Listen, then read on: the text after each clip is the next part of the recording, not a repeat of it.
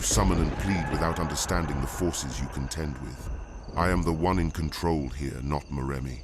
The Barren Queen is nothing but a slave to our will, and you have trespassed and desecrated our coven. The room chilled as her words hung heavy, each syllable dripping with venom. All four of you will suffer a grievous death for your disrespect. This is not merely a curse from a forgotten queen. You have invoked the wrath of deeper powers. You think your words can banish me? I have dwelled in the darkness long before you walked this earth. It was 10:15 p.m. Dio, writhing in agony, clutched his abdomen, each wave of pain drawing a sharp breath from his lips. Beside him, Mercy, tears streaming down her face, held his hand tightly, trying to offer whatever comfort she could amidst the chaos. "I wish we never did the dare, babe. Look what being wild and reckless has brought us," she sobbed, her voice breaking as she watched Deo's pained expressions. The weight of their decisions, made in moments of carefree foolishness, now bore down on them with crushing reality. Deo, too, was overcome with emotion, his body shaking not just from pain, but also from deep, wrenching sobs. "I'm so sorry, Mercy. I'm so sorry to all of you," he managed to gasp out between convulsions. His regret was palpable, each word soaked in pain and remorse. As Mercy tried to soothe Dio, she felt an uncomfortable prickling sensation on her own skin. Glancing down, she saw fine grains of sand falling from her body, each grain seeming to carry a piece of her. The physical manifestation of the curse was terrifying, and in a moment of despair she cried out, "Queen Meremi, we are so sorry. We know we disrespected your resting place, but please don't kill us." Her plea seemed to stir something in the atmosphere. A sudden chill swept through the room, the temperature dropping so rapidly that their breaths became visible in the air. This unnatural coldness seemed to grip Dio even tighter, causing him to convulse uncontrollably. Mercy's screams for help pierced the night, drawing Palumi, who had been trying to rest in the next room. He burst in, his eyes wide with alarm. "What's going on?" he demanded as he rushed to Deo's side. Seeing Deo convulsing so violently, Palumi quickly began to chant incantations, his voice steady but filled with urgency. The room was suddenly filled with an eerie laughter, a haunting sound that seemed to mock their plight. The laughter sent shivers down their spines, making everyone in the room panic even more. Palumi's chants grew louder, his words slicing through the chilling laughter as he called upon ancient protections and healing energies. After several tense minutes, the laughter slowly faded away, and the room began to warm up again, the chilling presence receding as mysteriously as it had appeared. Palumi knelt beside Dio, his face set with solemn determination. The group watched in anxious silence, their eyes fixed on Palumi's movements, each gesture deliberate and filled with ancient purpose. With a deep breath, Palumi began to recite the incantations, his voice a low, resonant timbre that seemed to vibrate through the room. "Great Creator, ancient and mighty, lend us your strength," Palumi began, invoking the universal spirit of creation and protection. His words, spoken with a rhythmic cadence, appealed to the divine forces for mercy and shielding. "Protect us from harm and shield our spirits from the shadows that seek to engulf us. Hail to the spirit of wisdom and foresight. Guide us through this trial with your deep knowledge and understanding," Palumi intoned, paying homage to the universal wisdom that guides fate and understanding. He placed his hands gently on Deo's chest, his voice softening as he directed his words to Meremi, disturbed by their actions. "We honor all spirits present. We beg you, Meremi, we seek peace and relief for this man. Accept our apologies, calm your wrath, and let us find peace. May the Almighty, ruler of the heavens, save us from a swift death and grant us healing," he finished, requesting mercy and healing from the highest spiritual authority. As Palumi's incantations filled the air, a palpable sense of the sacred seemed to wrap around them, the atmosphere thick with the mingling of fear and reverence. The candles flickered slightly, as if in response to the power of the words spoken, casting dancing shadows that played across the walls, embodying the flicker of hope that still lingered in their hearts. The room fell silent once more as Palumi concluded his chants. He remained kneeling beside Dio, his hands still placed lightly on the young man's chest, his eyes closed in silent prayer, waiting for any sign that their pleas had been heard. Mercy, Joy, and Emeka watched, their breaths held in suspense, each heart beating in sync with the rhythmic chanting that still resonated in their ears. They were united not just by their fear, but by their collective plea for forgiveness, each mind fervently hoping that the night would end with mercy rather than retribution, but nothing could have prepared them for the sudden and terrifying turn of events as tension.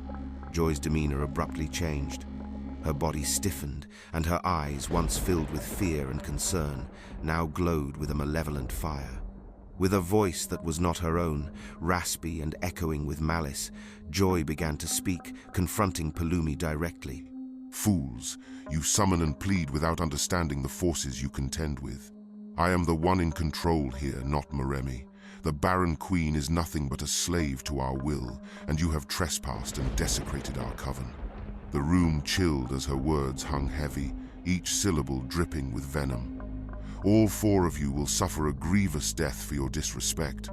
This is not merely a curse from a forgotten queen.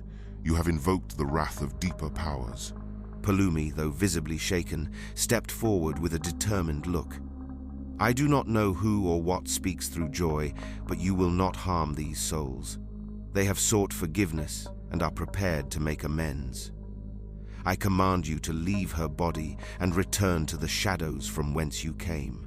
A battle of wills ensued, Palumi chanting more powerful incantations, calling upon higher spiritual authorities and protective energies. By the light that casts out all shadows, I bind you. Release her and depart. His voice rose, a commanding force against the dark presence controlling Joy. The demon inside Joy laughed, a sound that sent shivers through everyone in the room. You think your words can banish me? I have dwelled in the darkness long before you walked this earth. But Palumi was relentless. He continued his incantations, his words becoming more forceful and authoritative. He drew protective symbols in the air with his hands, each gesture cutting through the room's tension like a blade.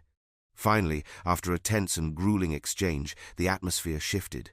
The malevolent fire in Joy's eyes flickered and then extinguished, her body slumping as the demon relinquished its hold. Palumi rushed to her side, supporting her as she regained consciousness, disoriented and scared. What happened? Joy murmured, her voice weak, looking around at the concerned faces of her friends. You were possessed by something malevolent, but it's gone now, Palumi assured her, his own breath heavy from the exertion of the spiritual battle. As they all processed the shocking encounter, Palumi's expression grew solemn. This battle is deeper and more dangerous than I thought. We are not merely dealing with the spirit of Meremi, but potentially with an entire coven of spirits, angered and vengeful for the disturbances to their resting places. He looked at each of them, his gaze serious. We need to understand exactly what we are dealing with. We'll need to seek assistance from other spiritual leaders. The encounter with the demon had left the group shaken, unable to find rest even as the first light of dawn painted the sky with hues of orange and pink. The village of Ijoba slowly stirred to life. Fishermen prepared their nets, and villagers made their way to the stream, oblivious to the turmoil that gripped Palumi and his companions. As they set out in the quiet of the morning, Emeka, his curiosity overcoming his fatigue, turned to Palumi. Palumi, how do you know so much about casting out demons and these incantations? You're a tour guide, aren't you? His tone was a mix of awe and suspicion, reflecting the group's bewilderment at Palumi's unexpected skills. Palumi offered a knowing smile, one that hinted at deeper, untold stories. You will understand soon enough once we get to the chief priest, he responded cryptically. The walk to the chief priest's residence was tense, each step heavy with the weight of their recent experiences and the uncertainty of what lay ahead. The village seemed to hold its breath as they approached a modest but distinctly marked house, signifying its importance within the community. Upon arrival, Palumi led them through the ornately carved wooden door. He walked with a reverence and familiarity that spoke volumes of his upbringing and respect for the place. Inside, they were greeted by the sight of an elderly man, his presence commanding yet serene, surrounded by symbols of spiritual authority and ancient wisdom. Palumi immediately prostrated himself before the elder, showing deep respect. "Father, I have brought my friends to seek guidance, as the spirit associated with Queen Moremi is after their lives," he announced solemnly. The revelation struck the group like a thunderbolt. Palumi, the seemingly unassuming tour guide, was not only well-versed in spiritual matters, but also the son of Adigun, the chief priest of Ijoba. This connection explained his profound knowledge and abilities in dealing with supernatural entities. Adigun, observing the newcomers with a discerning eye, nodded slowly. "Welcome," he began, his voice deep and resonant. "The path you've trodden has awakened forces that demand respect and understanding. It is not by chance that Palumi has been your guide. His training and heritage equip him to navigate these troubled waters." Turning to Palumi, Adigun's expression softened. "You have done well to bring them here, my son. Now let us address this crisis with all the wisdom and power our lineage can muster." Gathering around the sacred space within the dimly lit chamber of the palace, Adigun performed the ritual to awaken the oracle. The air was filled with the scent of burning incense, and the soft chanting of Adigun added a mystical quality to the proceedings. After several tense moments, Adigun turned to face the group, his expression serious. "The oracle has spoken," he began, the room hanging on his every word. "It says your faith is already known, your paths revealed, and your journey unfolded. However, there is a crucial piece yet to be revealed to you." The group exchanged worried glances, the tension palpable in the air. Adigun continued, "You are operating within a strict time frame. Whatever actions you are to take to remedy the disturbances you've caused must be completed within 21 days from when you first disturbed the resting place. If not, the consequences will be dire, and none of you will live to tell the story." The revelation struck them like a bolt of lightning. Emeka was the first to break the silence, his voice tinged with desperation. "But that means we only have a few days left. We've already spent so much time trying to understand what we're up against." Palumi stepped forward, his demeanor calm despite the shocking news. "Father, is there anything specific the oracle suggests we do to ensure we meet this deadline? Any particular rituals or actions we must prioritize?" Adigun nodded solemnly. "The oracle emphasizes the need for a series of cleansing and protective rituals." Joy, looking overwhelmed, turned to Palumi. "How do we manage all this in just a few days? It seems impossible." Chief Adigun looked at each of them, his gaze firm and resolute. "If, according to your timing, you have less than 5 days, then we must act with utmost urgency," he began, his voice steady despite the tension in the air. "You are tasked with appeasing Moremi and breaking free from the vengeful spirit that haunts you. However, be warned, this journey could potentially be one of no return if care is not taken, as you have 2 formidable forces to contend with." Mercy then asked, "What exactly must we do, Chief?" she asked, her voice a mix of fear and determination. Adigun continued, "Firstly, you will need to travel to Omidan village and seek a woman known as Oju Ade. She is an herbalist known for her cryptic riddles. Whosoever seeks her herbs must solve her riddles to gain the answers they desperately need. You are to obtain a leaf from her. The leaves you seek come from a sacred plant known to our ancestors for its powerful cleansing properties," Adigun explained. "Each of you must obtain 1 piece of this leaf. These leaves are not only crucial for the cleansing rituals, but are also necessary for healing. Without them, I fear Dio recovery might be impossible. Only she can identify this leaf. Once you solve her riddle, she will grant you access to these leaves. This is why your success with her is crucial," Adigun instructed. Joy, who had been quietly absorbing everything, finally spoke, her voice tinged with worry. "And after we get these leaves and use them, what's next?" Adigun took a deep breath before detailing the final step. "Once the vengeful spirits are banished with the help of the leaves, you must then prepare a sacrifice of peace to fully appease the spirit of Moremi. This sacrifice should include items that symbolize fertility and life elements that Moremi was denied. This could be seeds, fruits, or even personal items that represent new birth." The group listened intently, each member mentally preparing for the tasks ahead. Palumi summed up their mission. So, we solve the riddle, get the leaves, perform the cleansing, and make the sacrifice all within 5 days. Yes, Adigun confirmed. It is a daunting task, but with swift actions and clear intentions, you can right the wrongs and bring peace to Moremi's spirit and yourselves. As they stood to leave, Adigun placed his hands on each of their shoulders in turn, offering a final piece of advice. Remember, the clarity of your intentions and the purity of your actions will be your best guides. Go now, with the blessings of the ancestors, and be swift. Under the early morning sky, tinged with the soft hues of dawn, Emeka, Joy, and Mercy prepared for their crucial journey to Omidan. Palumi, his expression grave and concerned, pulled them aside for a final briefing. Dio, too weak to travel, lay resting in the background, his well-being now in Palumi's capable hands. Listen carefully, Palumi began, his tone underscored by the urgency of their mission. On your way to Omidan, you must be wary of any interactions with strangers. Do not speak to anyone, and importantly, do not offer help, no matter the circumstances. This path is rife with spiritual tests designed to challenge your resolve, loyalty, and distract you from your purpose. Emeka, his brow furrowed in concern, nodded slowly. But why the caution against helping others? Isn't it against our nature to ignore those in need? Palumi sighed, a hint of sorrow in his eyes. In ordinary circumstances, yes. However, the path you're about to walk is anything but ordinary. Spirits and tricksters may take many forms, seeking to divert or entirely halt your progress.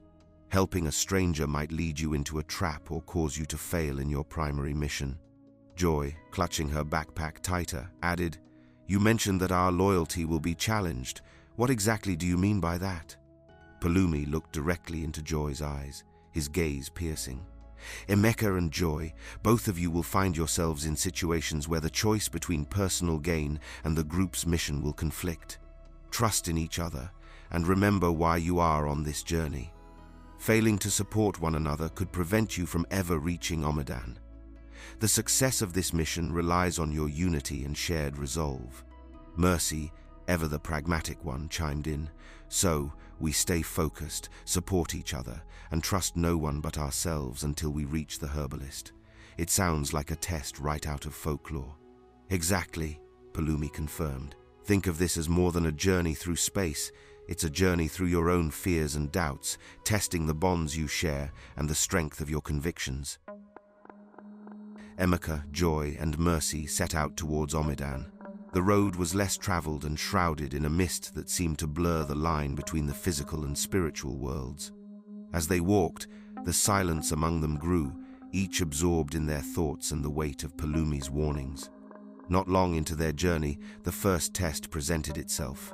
A frail old man, appearing seemingly out of the mist, blocked their path, his hand extended in plea. "Please, I need water. Will you not help an old man quench his thirst?" he rasped, his eyes locking onto Joy's. Remembering Palumi's warning, Joy hesitated, her heart torn between her innate desire to help and the instructions Palumi had given. She glanced at Emeka, seeking reassurance. Emeka, recalling Palumi's words, gently shook his head. Together, they stepped around the man, their hearts heavy but resolute. The old man's voice followed them as they walked away. "Is this the compassion of the young?" he called out mockingly, his tone shifting from frailty to a taunting sneer. As they continued, the tests grew more complex and emotionally challenging, each designed to prey on their vulnerabilities and doubts. As Emeka, Joy, and Mercy left the mocking taunts of the old man behind them, the path to Omidan seemed to grow darker, the trees arching overhead as if to swallow the light. The air grew thick, laden with an unspoken promise of more trials to come. A soft rustling in the underbrush caught their attention. Suddenly, a young girl, no more than 10, darted across their path, crying loudly. She stumbled, fell, and turned her tear-stained face towards the trio. "Please, I'm lost," she sobbed, clutching a tattered doll. "I can't find my way home." The group paused, their hearts tugged by the child's apparent distress. Mercy stepped forward, instinctively reaching out, but Emeka's firm hand on her shoulder stopped her. "Remember what Palumi said," he whispered, his voice tense. Joy watched the scene unfold with conflicted emotions. "But she's just a child. How can we just leave her here?" she questioned, her voice a mix of frustration and sadness. "We don't know if she's really a child," Emeka countered, his eyes scanning the dense woods around them. This could be another test. Reluctantly, they decided to follow Palumi's instructions strictly and continued on their path, the sound of the girl's cries fading into a sinister laugh that echoed through the trees, confirming their suspicions of another spiritual deception. As they walked away, Mercy looked back, her expression troubled. "These tests, they're tearing at what makes us human," she said quietly, a note of despair in her voice. "That might be the point," Emeka suggested, "to see if we can hold on to our humanity and still make the tough decisions." As they progresses in their journey, exhausted and tired after about 3 hours of walking, the path soon opened up to a clearing where an old woman sat weaving baskets. Noticing the travelers, she called out with a friendly smile, "Travelers, please come rest by my fire, share my food and hear a tale or two." This invitation seemed harmless, a much-needed respite. Yet the memory of Palumi's warnings echoed in their minds, creating a barrier of suspicion. Joy, thinking quickly, addressed the woman without approaching. "Thank you for your kindness, but we must continue on our quest without delay." The old woman's smile slowly twisted into a scowl. "So quick to refuse an old woman's hospitality," she muttered darkly, her eyes narrowing. "May your journey be as cold and lonely as your hearts." "Perhaps it's for the best," she cackled, her voice carrying through the trees. "After all, who knows what secrets might come to light by the warmth of my fire?" Her eyes, sharp and knowing, flicked between Emeka and Joy. "Tell me, Emeka, does Joy know about the lady in red? The one you couldn't take your eyes off during your little adventure before all this began?" Emeka stiffened, his face turning towards Joy, who looked back at him with a mixture of confusion and hurt. "What is she talking about, Emeka?" Joy's voice was calm, but there was an undeniable edge of tension. "Emeka, darling, did you ever tell Joy about your true intentions regarding the lady in red? Or should I enlighten her about your one-night stands?" The words hung heavy in the damp forest air, dripping with insinuation. Emeka's face drained of color, and he turned sharply, his eyes locking with the old woman's gleeful gaze. "Enough!" Emeka's voice was firm, but the tremor of anger and embarrassment betrayed his composure. He turned to Joy, who was now looking at him with a mix of shock and hurt. "Joy, whatever she's suggesting, it's not what you think." The old woman cackled, clearly enjoying the discord she was sowing. "Oh, the secrets that lurk in the hearts of men. Be careful, young Joy. Not all that glitters in a man's eye is gold." Mercy stepped between them, her eyes flashing with anger at the old woman. "That's enough from you. We have a mission to complete, and your games won't stop us." She turned to Joy and Emeka, her voice softening. "We can't let her divide us. We know who we are, and we know our hearts. Let's move forward, together." Joy nodded slowly, her eyes lingering on Emeka, searching for the reassurance she needed. However, the damage was already done. As they walked away, the space between Emeka and Joy grew, filled with an uncomfortable silence. The trust that had been building between them seemed suddenly fragile, threatened by shadows of doubt cast by the old woman's insinuations. After some distance, Joy slowed her pace and turned to Emeka. "We need to clear this up now," she insisted, her expression serious. "If we're going to face whatever's ahead, I need to know I can trust you completely. Were you honest with me earlier?" Emeka felt the weight of his past decisions crashing down around him. Joy's question lingered in the air, her eyes searching for the whole truth. Taking a deep breath, Emeka turned to face her, his expression somber. "Joy," he began, his voice shaky with the burden of his confession. "The lady in red was the woman I saw by the roadside the other night. My intentions, they were misguided. I thought, maybe, just maybe, I could have a one-night stand with her." He paused, the admission hanging heavily between them. "I'm so sorry, Joy. I don't know what came over me, but nothing happened. I swear to you, nothing happened. When she turned out to be a ghost, it ran off. I realized how foolish I was, risking everything for a moment of nothing.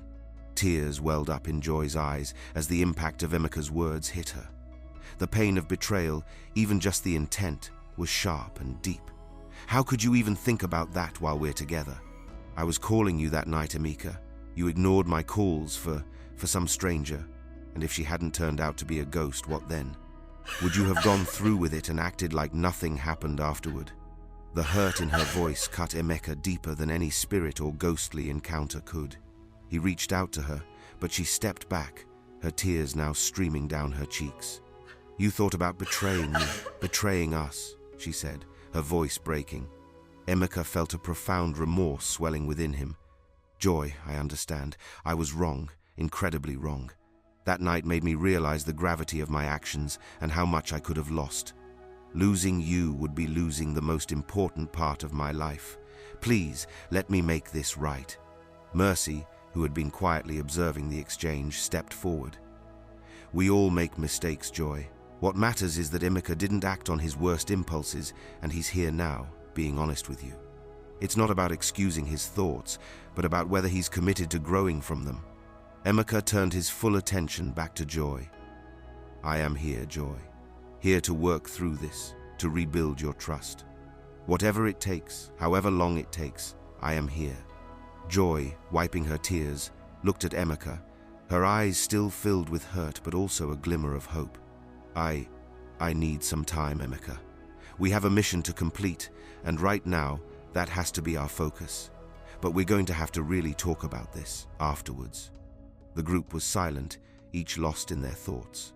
The road to Omidan loomed ahead, fraught with challenges both supernatural and all too human, but amidst all of this, Mercy was hiding something from her friends. Several days before their current ordeal, Mercy found herself alone in her small, dimly lit bathroom, the weight of the card reader's predictions pressing heavily on her mind. Sitting on the cold edge of the bathtub, Mercy stared into the mirror, her expression one of deep contemplation mixed with growing fear. The room was silent except for the soft hum of a flickering light bulb. As she carefully rolled up her sleeve and saw the stark pallor of her skin, a physical manifestation of her fears, her heart sank.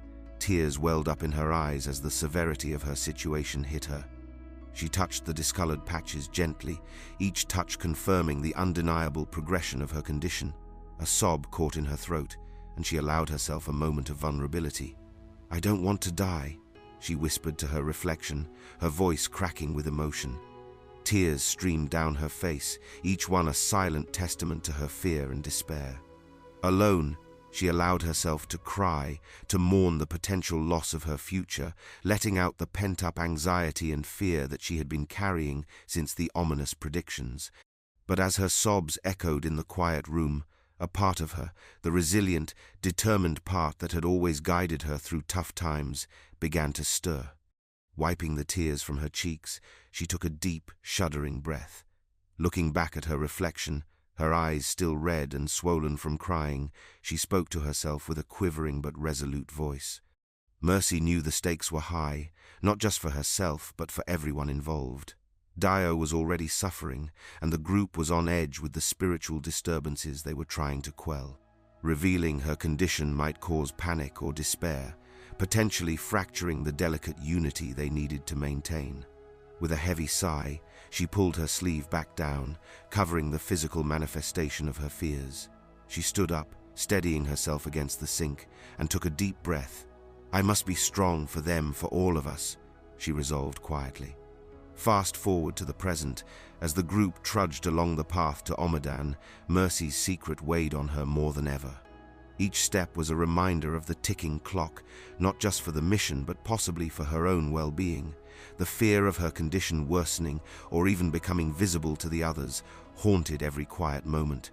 When they paused for a short rest, Joy noticed Mercy's distant gaze and slight winces as she adjusted her backpack. Mercy, are you okay? You've seemed off these past few days, Joy asked, concerned about lacing her tone. Mercy managed a weak smile, masking the turmoil inside with a practiced ease that fooled none who knew her well. I'm fine, just feeling a little sick with the entire chaos of the past few days, she replied, her voice steady but lacking its usual warmth. She avoided Joy's penetrating gaze, focusing instead on adjusting her backpack as if it was suddenly too heavy. Emeka, joining the conversation, chimed in with a supportive nod. "Yeah, it's been rough on all of us. Maybe you just need some rest. We can slow down if you need to, Mercy." Mercy shook her head quickly, a little too quickly. No, let's keep moving. We can't afford to slow down now, not with everything that's at stake," she insisted, pushing her physical discomfort to the background. "We have to reach Ojuade as soon as possible." Joy, though still concerned, decided to let the matter rest for the moment. She knew Mercy well enough to recognize when her friend was putting up walls. "All right, but if you need to stop or talk, just let us know. We're here for you, Mercy." "You don't have to go through anything alone," Joy reassured her, offering a gentle smile that held a promise of unwavering support. Mercy nodded, appreciative of the concern but not ready to divulge the truth about her condition. She felt a pang of guilt for lying to her friends, but she believed it was for the best. In her mind, keeping her symptoms a secret would protect them from additional stress, allowing them to focus on the critical parts of their mission. However, the weight of her secret added a silent burden to her steps, the knowledge of her decaying arm hidden beneath the fabric of her sleeve, serving as a constant reminder of her fears. After a journey filled with spiritual tests and personal revelations, the landscape began to change, signaling that Emeka, Joy, and Mercy were nearing their destination. The dense, oppressive forest gradually gave way to a more welcoming scenery. Ahead, the path widened and the canopy of trees parted, revealing glimpses of small huts and the beginnings of a human settlement. This was Omidan village. "Looks like we finally made it," Mercy said, her voice a mixture of relief and apprehension. She adjusted her backpack. Emeka, scanning the surroundings with a cautious eye, nodded. "Yes, but let's not let our guard down just yet. Remember what Palumi said about being cautious and focused. We still need to find Ojuade." Joy, who had been quiet, her thoughts preoccupied with Emeka's recent confession and the strains within the group, looked around with interest. "It feels different here, doesn't it? Like we're stepping into another world, almost." As they walked into the village, the residents eyed them curiously but not unfriendly. Children playing nearby stopped to stare, and a few villagers paused in their daily chores to observe the newcomers. Despite the attention, no one approached them, maintaining a respectful distance. Seeking guidance, Emeka approached a nearby elder, a man seated outside his hut, weaving a basket. "Excuse me, sir, we are looking for someone named Ojuade. Could you point us in the right direction?" The elder looked them over with keen eyes, then nodded slowly. "Ojuade, you say? Yes, I can direct you. You'll find her hut at the very edge of our village, right where the forest begins again. Just follow the path to the left and keep walking until you see a hut covered in hanging dried herbs." Thanking the elder, they followed his directions, their steps quickening with the anticipation of finally reaching their goal. The path the elder had described was lined with more huts, each uniquely adorned with various herbs and symbols that spoke of a village deeply connected to nature and its mysteries. Finally, they saw it a small, peculiar hut that stood out from the rest. It was covered in an assortment of dried herbs and flowers, and the air around it was perfumed with a mixture of earthy and sweet scents. This had to be the home of Ojuade. They approached the hut cautiously, aware that the outcome of this meeting could very well determine the success or failure of their entire mission. As they reached the door, they hesitated, gathering their courage before one of them would knock. "This is it," Mercy said, taking a deep breath. "Let's find out if we can get the answers and the help we need." Together, they stood ready to face Ojuade, their hearts and minds prepared for whatever lay ahead, hoping that they were finally at the turning point of their harrowing journey. Mercy stepped forward and knocked gently on the weathered wooden door of the hut. There was a moment of silence, filled only by the rustle of leaves and the distant chatter of village life. Then, the door creaked open, revealing a small, dimly lit interior and a figure emerging from the shadows. Ojuade stood before them, her appearance as enigmatic as the herbs that hung around her hut. Her eyes, sharp and piercing, seemed to look right through them. She was an elderly woman, her face lined with the wisdom of years and her presence commanding an immediate respect. "Who seeks Ojuade and why?" Her voice was strong, clear and resonant, cutting through the air with authority. Emeka took the lead, stepping forward. "We are travelers on a mission to cleanse a wrong we have unfortunately caused. We seek your wisdom and the sacred leaves known to reside here to aid us in our quest." Ojuade studied them for a long moment, her gaze lingering on each face as if trying to read their very souls. Finally, she stepped aside, gesturing for them to enter. "Come in, then. Let us see if you are worthy of the knowledge and power you seek." "Before we proceed with any tests of wisdom," Ojuade began, her voice steady and commanding, "tell me your story. What have you done to disturb the balance, and why do you believe you deserve my help?" Mercy took a deep breath, stepping forward as the spokesperson for the group. "We unintentionally disturbed the rest of a spirit, Queen Meremi, through actions we now deeply regret. Our ignorance led us to perform a disrespectful act at her resting place, and since then we have been haunted by a vengeful spirit and other disturbances." Emeka continued, his voice filled with sincerity. "We are here not only to seek forgiveness from the spirit, but also to learn and prevent further harm. We've come to understand the gravity of our actions and are committed to righting our wrongs." Joy added, her voice soft but resolute. "We've faced many challenges on our journey here, each one teaching us about the consequences of our actions and the importance of understanding and respecting the traditions and spirits we once knew so little about." Ojuade listened intently, her expression unreadable. After a moment of silence, she nodded slowly. "Your journey has been one of many lessons then, but intent and actions are two different seeds. One blooms into the other only through true understanding and change." She leaned back, her eyes narrowing slightly as she prepared to test their sincerity and wisdom further. "Very well, I shall ask you a riddle. Solve it, and I will consider assisting you with the leaves you seek. Fail, and you must find your path without my aid." The group nodded, understanding the stakes. They braced themselves, knowing that their answer would determine whether they would receive Ojuade's crucial help or leave with nothing but the lessons they carried. Ojuade spoke, her voice now carrying the weight of their fate. "Here is your riddle. I speak without a mouth and hear without ears. I have no body, but I come alive with the wind. What am I?" The riddle hung in the air like a delicate balance, waiting to be tipped by their response. With the unity and shared purpose forged through their trials, they pooled their thoughts and, led by Joy's insight, arrived at the answer that would open the way forward. An echo. With the correct answer to the first riddle, a tentative trust was established between Ojuade and the group. However, she was not yet convinced of their worthiness. She decided to challenge them further with two more riddles, each more complex than the last, to truly gauge their wisdom and their right to her aid. "You have answered well," Ojuade acknowledged with a nod. "But true understanding comes from consistency in thought and action. Here is your next challenge. I am not alive, but I grow. I don't have lungs, but I need air. I don't have a mouth, but water kills me. What am I?" This time, the group struggled more noticeably. They exchanged uncertain glances, the weight of each guess bearing down on them. After a tense discussion, Joy tentatively offered an answer. "Is it fire?" Ojuade shook her head, her expression turning grave. "No, that is not correct. The answer is ice. Ice grows in size, needs air to form, but melts away with water." The miss hit the group hard, casting a shadow of doubt over their capabilities.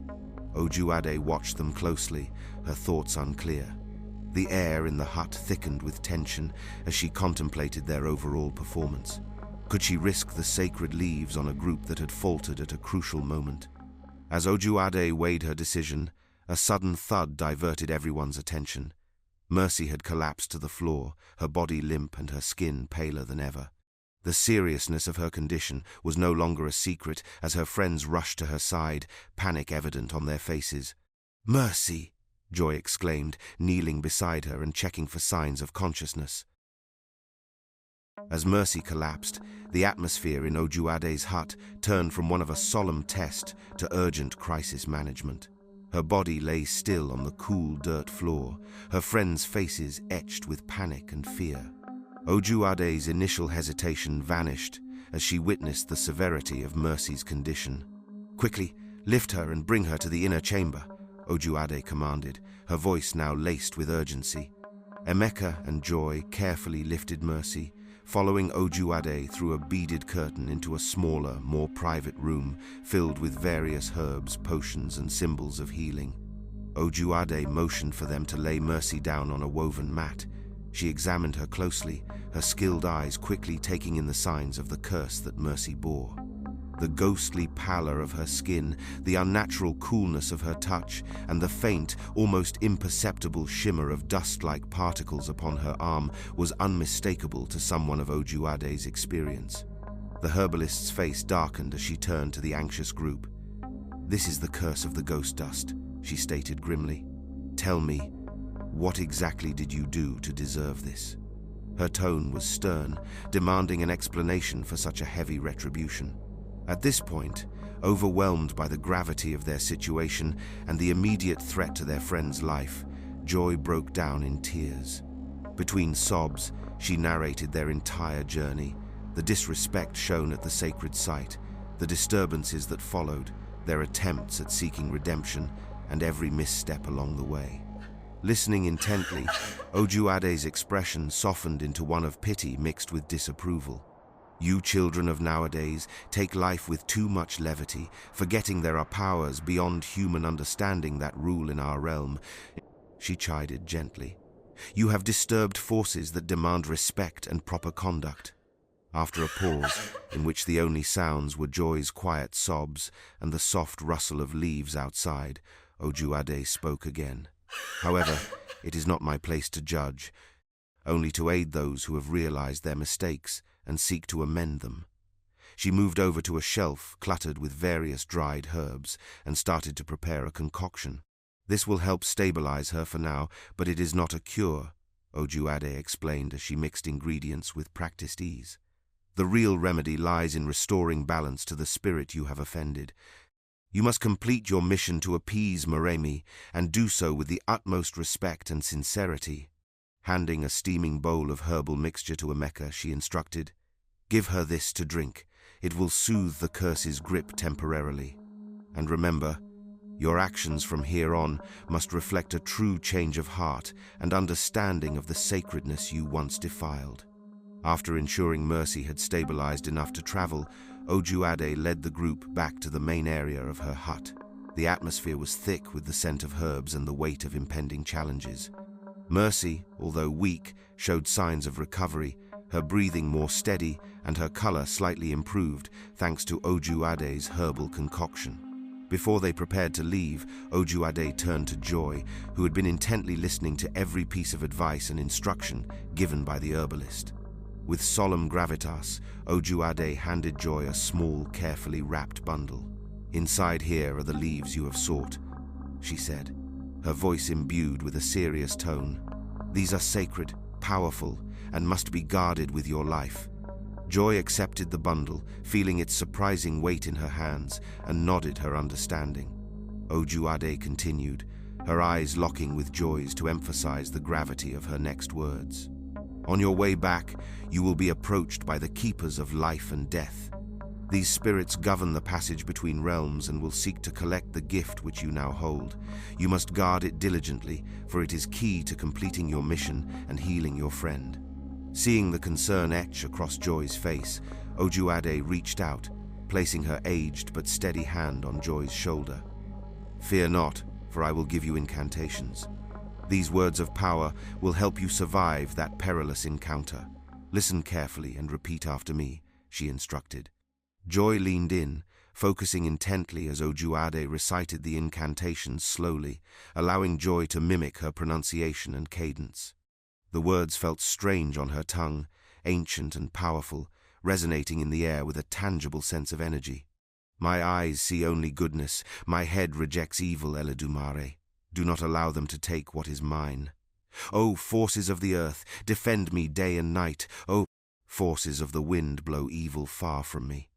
Joy repeated the incantations several times until Ojuade was satisfied that she had memorized them correctly. Use these words only when you face the keepers. Do not be tempted to use them before, for their power is meant for that moment alone. Ojuade warned them, her tone strict and foreboding. With the incantations ingrained in her mind and the sacred leaves securely in her possession, Joy felt a mix of empowerment and daunting responsibility. Emeka and Mercy, standing by her side, shared a look of mutual determination, and nodding to each other, they prepared to depart. Ojuade escorted them to the edge of the village, her final words a blend of blessing and caution. Go with the wisdom you've gained and the respect you've learned to uphold. The balance you seek to restore is not just for your lives, but for the harmony of all things. As they left the boundary of Omidan village, the group felt the weight of their mission renewed. With each step, they were aware that the eyes of both the seen and unseen might be upon them, especially the mysterious keepers of life and death that awaited them. Armed with sacred leaves and powerful incantations, they were set on their path back, not just to heal Mercy, but to resolve the greater imbalance they had caused. Next episode on Graveyard Romance turns deadly. Back in the apartment, under the guise of darkness, a shocking twist unfolded as guards suddenly surrounded Mercy, Joy, and Emeka and Deo. Before they could fully grasp the situation, strong hands seized them, their protests and cries for help falling on deaf ears. As they were forcibly separated and dragged into individual cells, the harsh reality of their situation settled heavily upon them.